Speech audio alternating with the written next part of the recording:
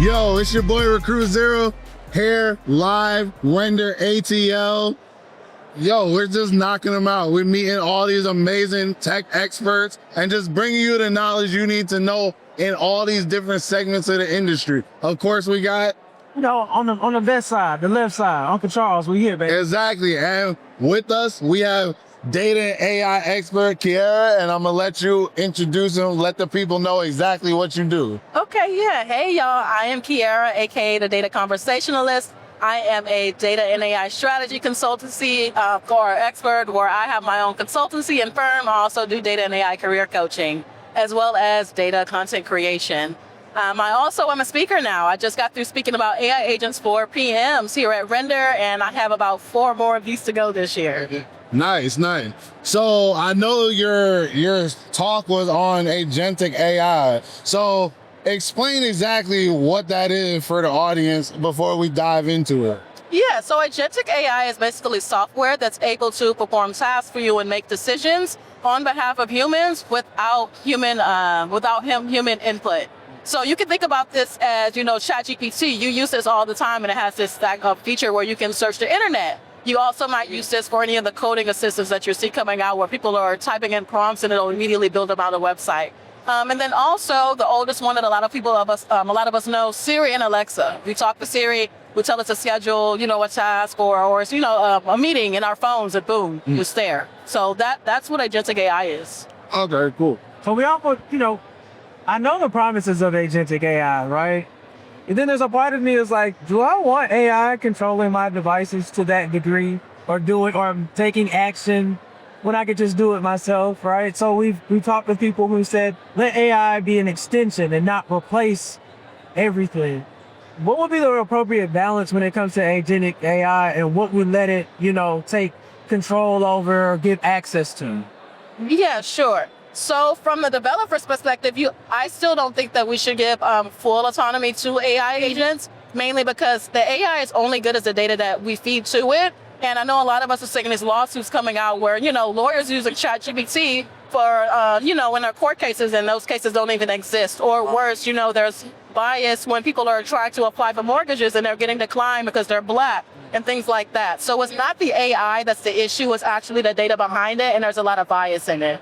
This is why I also think that there needs to be more Black voices when it comes to data and AI governance, to help make sure that our voices are heard and to make sure that these systems are not harming us. So as far as when it comes to dealing with making sure we're not giving too much of our information, there is a push and pull. I know that a lot of people use AI because of the convenience, but you do have to be careful. One of the things I've recently talked about my friends with is a lot of people are using ChatGPT as therapy. Yeah. But you have to think about, when you're giving information to ChatGPT, other people might eventually be able to pull that information. Like somebody might be like, hey, how was Kierra feeling? Or what are the pain points that she's had in life?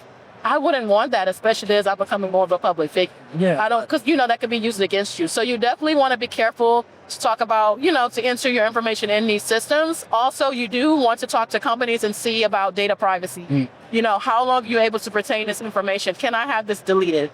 These are some of the things that we're talking about more in regulation. We'll see more and more of that, especially with the EU. They're very good with data privacy laws, but I'm hoping that the US is better about that, especially because I do understand the impact of these systems on Black and brown people. Yeah. Right. Because I just saw a news article that was talking about how the courts ruled that, I think, OpenAI, they can't delete certain stuff from the cloud just from a legal standpoint. So even when you delete your session, it's not deleted off their server, it's just not in your instance of ChatGPT. So exactly. Yeah. It's very similar to I read about this, don't try it from me. Yeah. But court cases where they pull up your text messages, but you deleted them on your phone. Right. They have the ability, it's the same thing from the network. with Right. ChatGPT. So you do have to be careful what you're talking about. And think about the implications of that, especially because as more and more, social media is becoming rampant. People are kind of doing anything and putting it out publicly. Right. You can delete it now, but there's no telling who can pull that up later. So Right. you do really need to pay attention to your actions. It might seem cool because everybody else is doing it, until you come to a point where something happened and you really don't need your business out there like that. That's true, that's true. You talked about earlier, you had mentioned us being with AI, right? In the sense of in the data, in the training, and making sure that our voices are being heard. What are some ways that people who are interested in getting into the field of AI, who maybe have a little bit of technical expertise, maybe don't have any, but are just really interested and they use it a lot, how can they get involved in the space and involved in working with these companies, if it's possible? Oh yeah, it's definitely possible, and it's not as difficult as one may think. So the best way to get started is to use the tools that a lot of everyday people are using already. ChatGPT. Understand and use some of the features you might see, like there's a search the web feature. There's a part where you can do images. Also playing around like with Copilot. There's another one called Lovable, which is a website builder. Go there and ask it to help you go down, a website of your interest. Like let's say that you like to bake cakes. So you'll just say, hey, could you build me out like a landing page or a website for a person that's starting up a bakery and they want to specialize in cakes? Right. You don't have to actually turn it into a business, but you're understanding how AI is able to build those things. And it'll help you to get in the mindset of how that works. It'll also help you with prompting because a lot of people don't understand. The prompts are what helps the AI to be able to understand what you want to create. So once you get better at describing yourself to those AI agents, they'll be better at giving you outputs. It's very much like communicating with human beings. If I'm very vague with you, you're not going to know what I'm talking about. So you cannot be vague with the agentic AI systems either.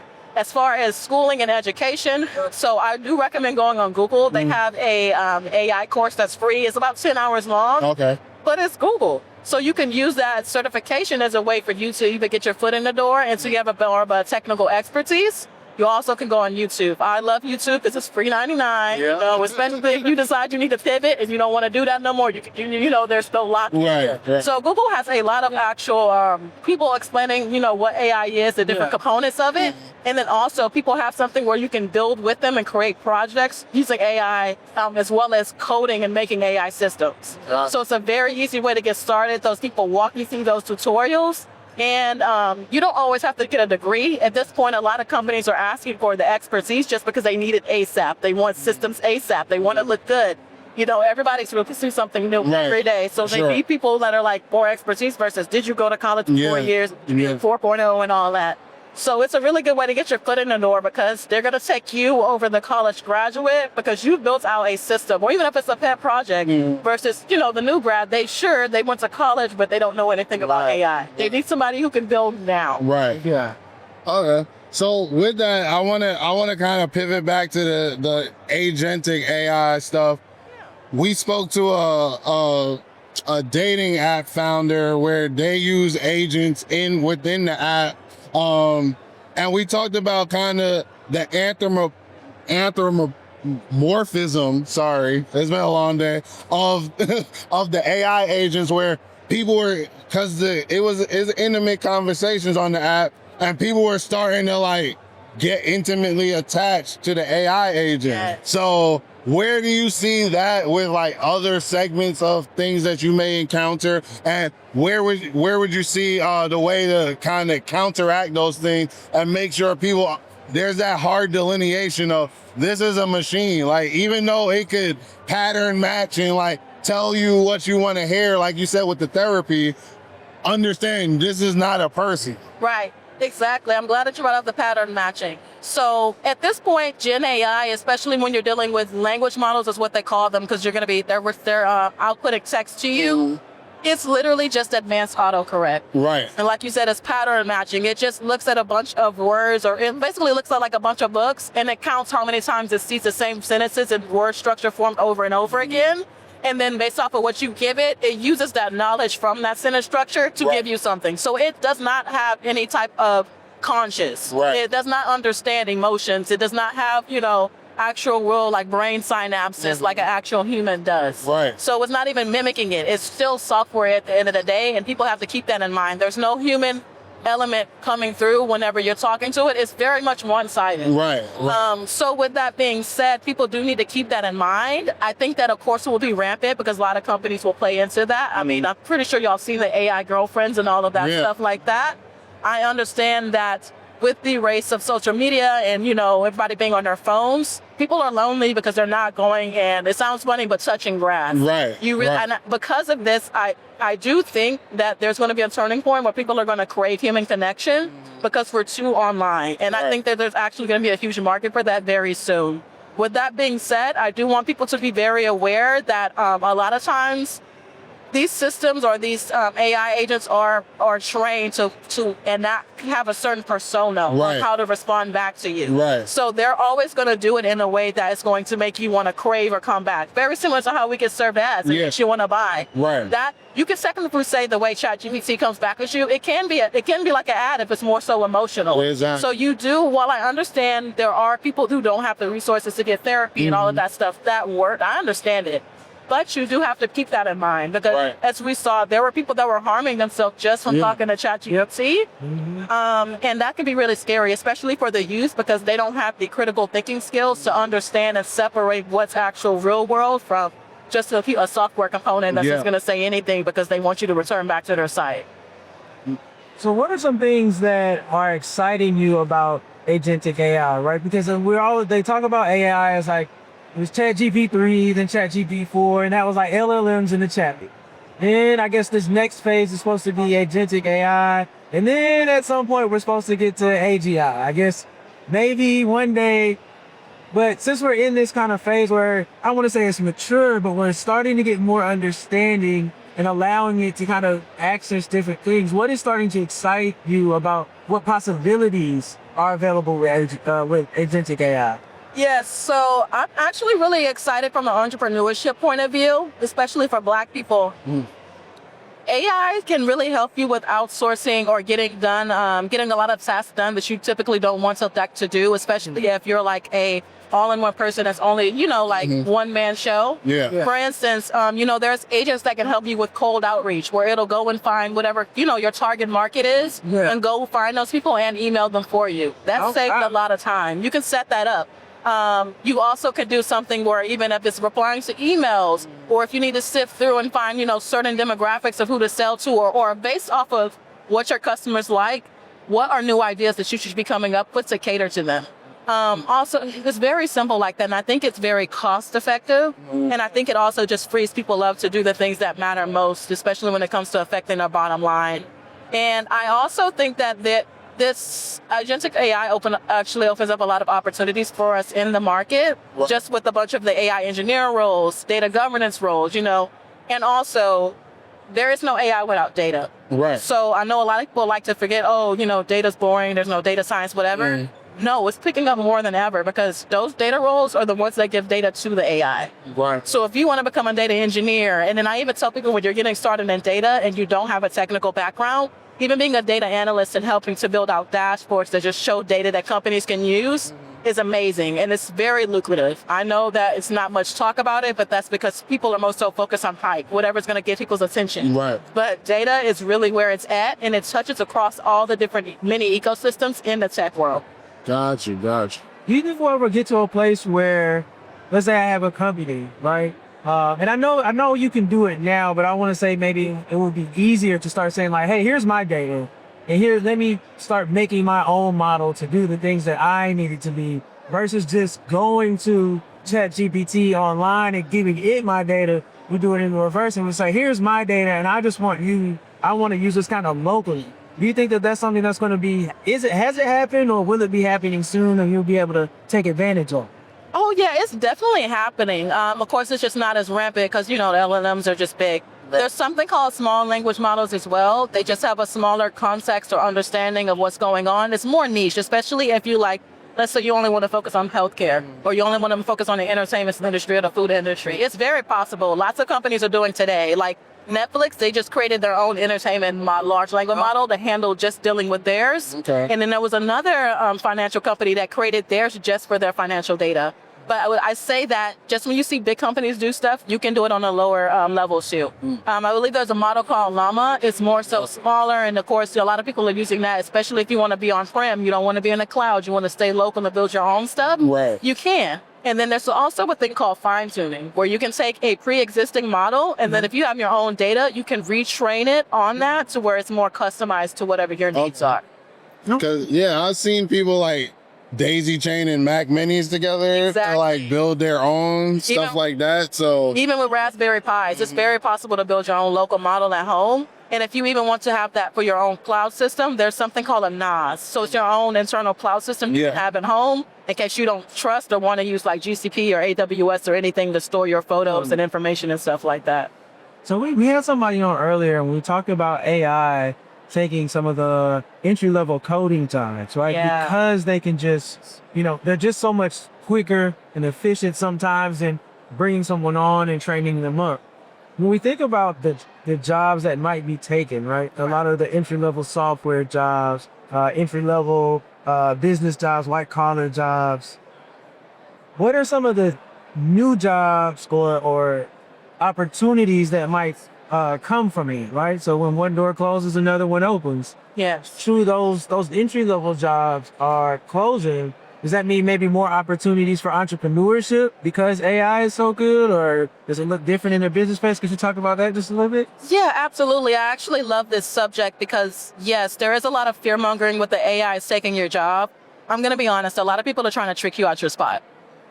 A lot of people are trying to trick you out your spot. So they say that so you don't even try to get into tech or even to advance yourself. So this is the AI revolution. What was before that? Industrial. What was before that? Agriculture. Right. And with that, job roles have changed. Different needs have shifted. It hasn't been a whole segment of people died off randomly because there was no role. Right. People had to learn to adapt and go to a new role. So this is the same thing in the age of AI. We're humans. There's always patterns in history, and we just have to pay attention to how that works just to put yourself in position so where you're early and you don't have to deal with the after effects of it. So with that being said, yeah, there will still be tech roles. There'll still be coding roles. It's just that how the roles and responsibilities within those have changed over time as AI is there. So I know that a lot of companies like to say, oh, we're AI first. We're not going to hire anybody. We're just going to use AI to take care of everything. I'm not sure if you've seen the headlines, but some of those companies have already had to walk that back because they're realizing how expensive AI is and how little it can actually do compared to what they thought, because they've been paying attention to the big people that are lying and saying, oh, yeah, AI is taking everything. They're saying that because they're marketers. Like, look at the industry that they're in. They're going to say that because they want you to buy into whatever they're selling. And it's also that scarcity mindset that really makes them money. So with that being said, I know that there are a lot of junior coders that are, feeling the heat from this tech market. It is brutal. The best thing I can say about that is similar to what I said earlier, building out projects. Everybody has, a degree or, they just started out, they did simple ones. You want to build out projects and you want to do it with systems thinking. So systems thinking is more so, it really deals with strategy and like planning and more like a little bit of architecture, but it's talking about, here's a goal. How do I reach that goal, regardless of how, I'm coding it or it's being built? Because at the end of the day, we're using software is just a tool. The software is the tool to help people the businesses make money. So either they're making money, they're cutting costs, or they're making the processes more efficient. So it's your duty to find out whatever industry it is you want to get into. Let's say that you want to be a healthcare data engineer or a software engineer. What type of problems are they having in the healthcare industry that software engineers would actually go and do something? So one of those can be, maybe you're building out a platform or something to help with speeding up response rates in the ER. There's a country or there's a hospital that's having a really hard time finding enough staff during that time. So you build out, that's a use case. So you built out a platform to support that. They're going to care more so about you solving the job or actually creating business incomes than whatever programming language you use to build this platform, anything like that, especially with the execs. They don't care and they don't even know that stuff. And that's also why there's a lot of AI projects that are failing. It's because they see, influencers, all these people hype it up and they're like, oh, I just buy this and it's magical and it just works. And that's not how that happens. So, and then to this point, to finish this up, because CEOs don't have the technical wherewithal to understand all of this, they're freaking out right now. So back in the past, when you were a CEO or, an exec, you actually have like 3 to 5 years to make something shape within your time. Now you have like 15 months. And it's because investors are really trying to seek returns on their money. And it's like, you're in, if you're like, you come in, what can you do? Oh, you can't do it, you're out. Somebody else come do it. Can you fix what they did? Oh, you can't. Oh, you're out. So I think that's also a lot of why the layoffs are happening and why they're also antsy. They're nervous. They might seem great with their packages, their bonuses and all that, but they're nervous. And a lot of times because they, feel embarrassment, of course, it's not easy to say, oh, I failed. Of course. They'll go off and start their own consultancies and stuff like that. So to avoid that. But I think that what they need to do is be more mindful of and have empathy for like the technical workers. Because that's what's going to help them to make, really good products. And also it's going to improve company morale. More people want to stay at a company when they feel like they're being supported and understood. So that's my spiel. Okay. It's a good one. I think you hit on something that we've heard multiple times of it's time to start building projects, right? We've heard from different people in different fields of tech say in many different ways, like it's not enough to just have the degree or have the certification. Yeah. It's about building something. Right. Whether you use it to make money or you're just using it to just, have a good time and learn, Right. that goes way further than just trying to blindly submit, that resume. I want to switch gears because there's one thing I haven't talked about all render. And I think you would be the perfect person to kind of have that conversation with is sustainability. Oh yes. The word that no one mentions, right? Yeah. And these data centers, I've seen a couple reports of like how much water. I know they say it's on a closed loop system. Yes. But I saw something on the news not too long ago of a small town that like lived next to a data center, and they were just talking about how their water's brown coming out the faucet now because I think it was Meta took all the resources for that, so the town gets left with just kind of those things. I want to talk just a little bit about that, like Right. our love technology, we love it, but are we killing the planet and like moving at light speed with AI? So, what are your thoughts on that? Yes, actually, I love talking about this subject because while, data and AI is cool, I do like to talk about the realities of what's going on and how it affects not only, us as Black people, but just the community or the planet as well. I will say this, it might sound a little crazy, but the Earth has been around for like way longer than we've even to be here. So regardless of how we damage it, it's going to be okay. It's really us that needs to worry. Because the thing is, I know the ozone layer is, getting depleted. There's not water. Earth will find some way to adapt. We just won't survive. Yeah. Because we, it's like the same thing with like dinosaurs or whatever. They evolved over time. Right. So something's going to evolve. We just won't make it. And that's what I think people really need to focus on. Because they're just thinking about the Earth. No, it's like you, bro. Like you're the one that's trying to build these data science centers. Like even your generations to come might not be here because of your effects on that. Right. For sure. But with that being said, yes. The data centers are being bought out. There was a nuclear power plant that just got bought and it was shut down. And I think it's going to take a few years for them to get it running again. But they're buying nuclear power plants. Like, it's insane. Right. And I understand that we need a lot of water to power these. The issue that comes with me about it is we're not making that much advancement in this field for us to be buying like that. What happens is people are trying to brute force and do the same thing over and over again to force AI to work. Right. And it's just because they're trying to train data. But it's broken. So you need to figure out how to fix it. Right. If it wasn't broken, then we don't need to fix it. But it's broken. We're not really making advances in how good these models are. So there needs to be another approach, whether it's looking at different algorithms and math problems or whatever. All the fancy stuff, I don't know or don't even ask me. But that's really what it boils down to. Right. Because we're going to get to a point where, it's going to be really bad. Water's going to be scarce. There's going to be more communities affected. And the thing is, imagine you just bought a home, Meta shows up, and now you don't have water. And if you do, it's really bad quality. Right. That's really infuriating. So I'm really hoping that eventually these companies really will sit down with themselves and figure out a new approach. Because it's just not working, and it's more harmful to everybody. And it's expensive. Like, why are you burning through billions and you're seeing it's not working? Right. Figure it out. Right. And we've seen like DeepSeek come, right? Was able to do more with less. Yeah. And just other models that are, starting to come out, and some are starting to do more mobile models that, maybe not be the fastest, but can still get things done. Right. With speed. I mean, so I want to ask you this question. I've heard people say, hey, use AI less if you care about sustainability. Or use it for the things that really matter. Don't ask it for things that you could maybe just Google or things like. Does that matter as much, or can we continue to use AI as much as we do, or should we pull back some if we care about like sustainability and those things? So this is a really tough question because yes, especially as a data and AI grad consultant, I have to research and do this stuff because it's my job. But as much as I would like to say pull back, I don't think that the Black community should do that at all, because we're the ones that usually are the ones that are the last when it comes to hopping onto advancements and anything like that, especially as our wealth and all that stuff that we have is decreasing over time. In fact, I think that we should be pushing even more to learn this stuff. And at the end of the day, the little prompts and things that we type in a chat GPT is nothing compared to what the actual companies are doing. that's at the head of this. They're the ones that's really affecting it. Right. I mean, yes, I understand there's a talk some, oh, you just cut down a tree by prompting, but there's like people are wiping out like tons of forests every day just by training their model. Yeah. And the thing is, we all have to eat.